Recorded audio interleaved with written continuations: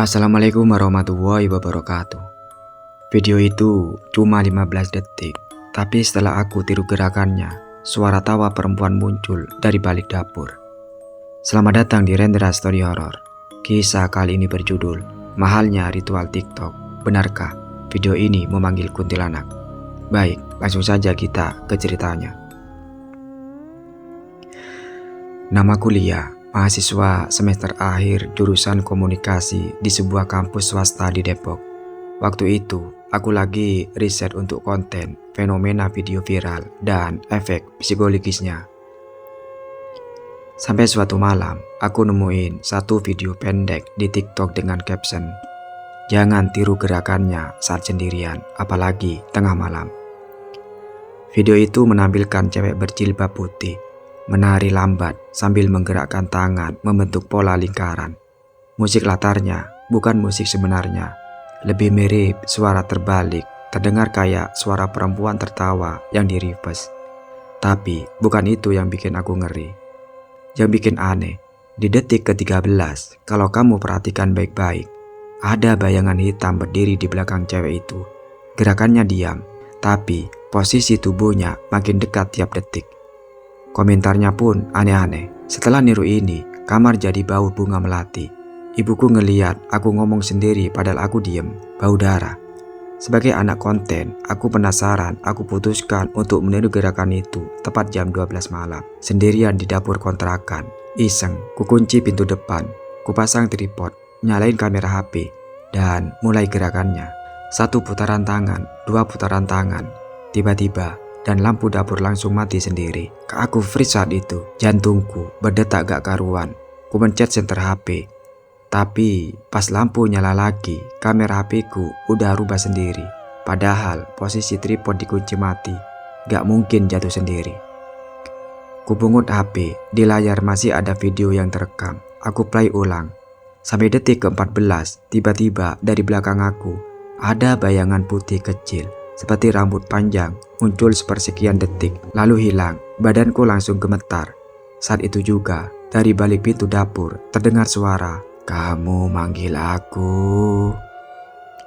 Aku lari sekencang-kencangnya, tapi pas aku buka pintu depan, bau anyir darah menyengat. Dan dari ujung gang, ada suara nyanyian pelan, "Tepuk tangan, panggil aku, malam ini kamu milikku."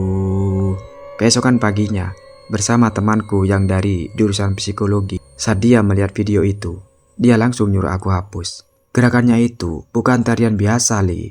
Itu semacam pola memanggil entitas, sering dipakai dalam ritual perdukunan Jawa yang dibungkus supaya terlihat trendy.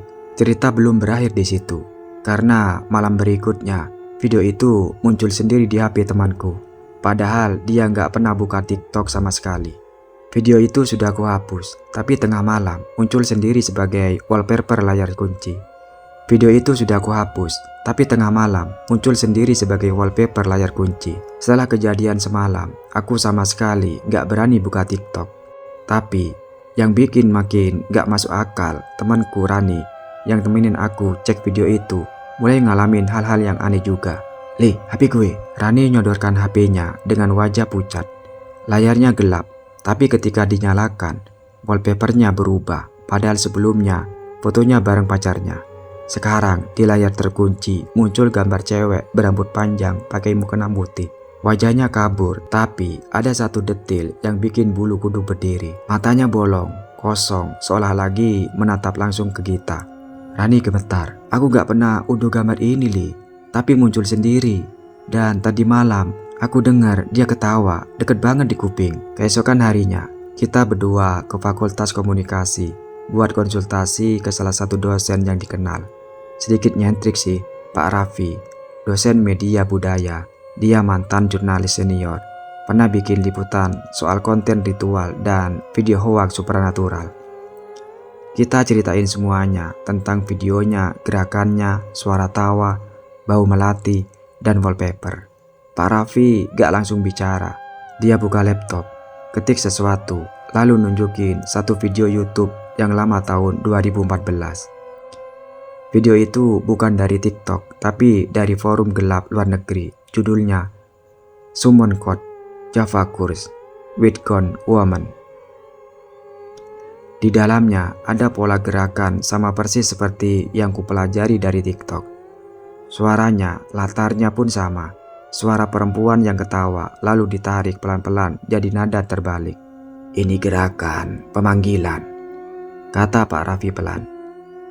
Tapi yang parah sekarang sudah dibungkus jadi konten tren. Orang gak sadar mereka manggil sesuatu.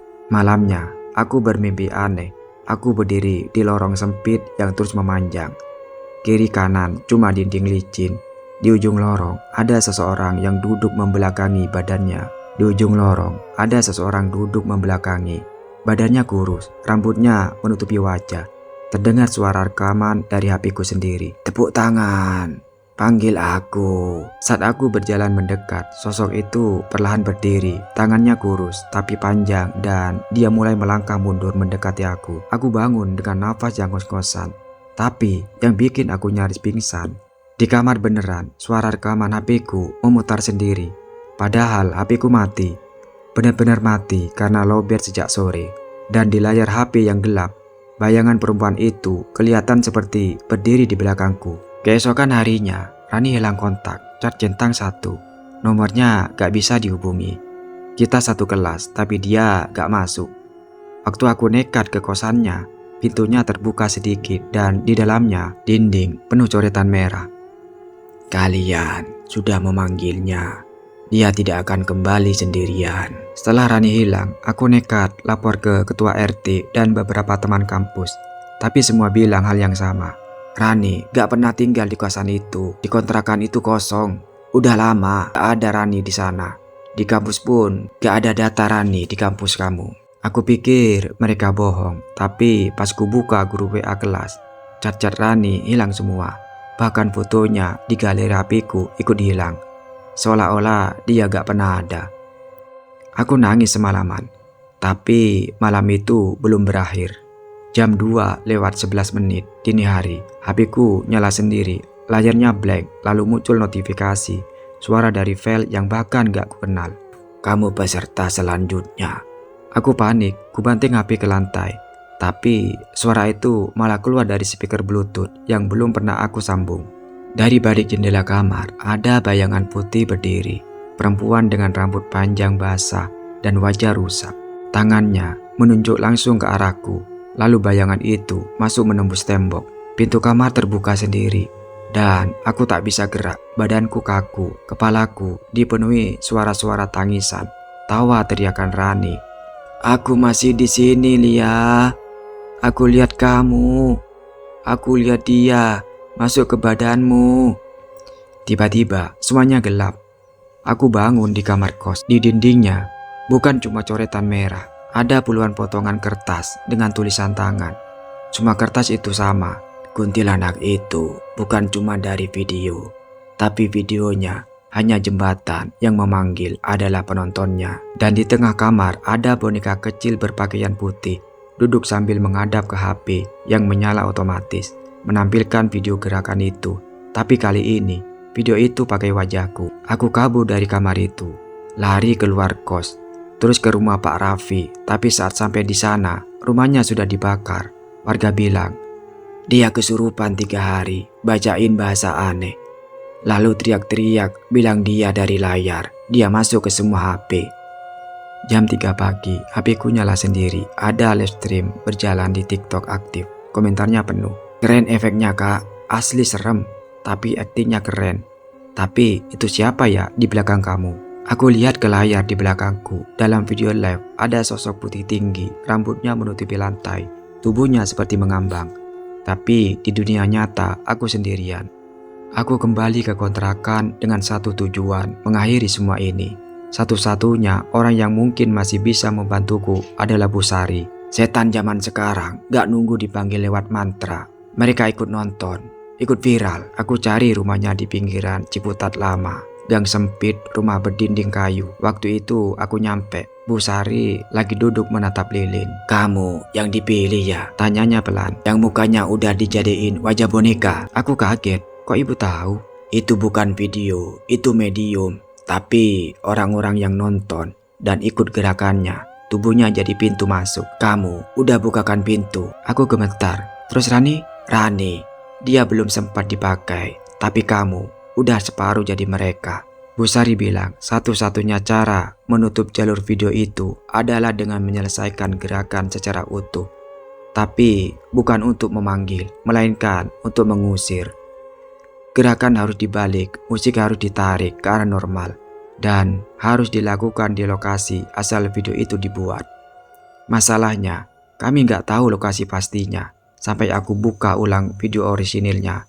Dan di balik terakhir ada pantulan cermin di belakang si perempuan menunjukkan kode pos. Itulah sebuah kisah tentang video ritual yang jadi jembatan dunia lain. Terima kasih sudah bergabung di Rendra Story Horror.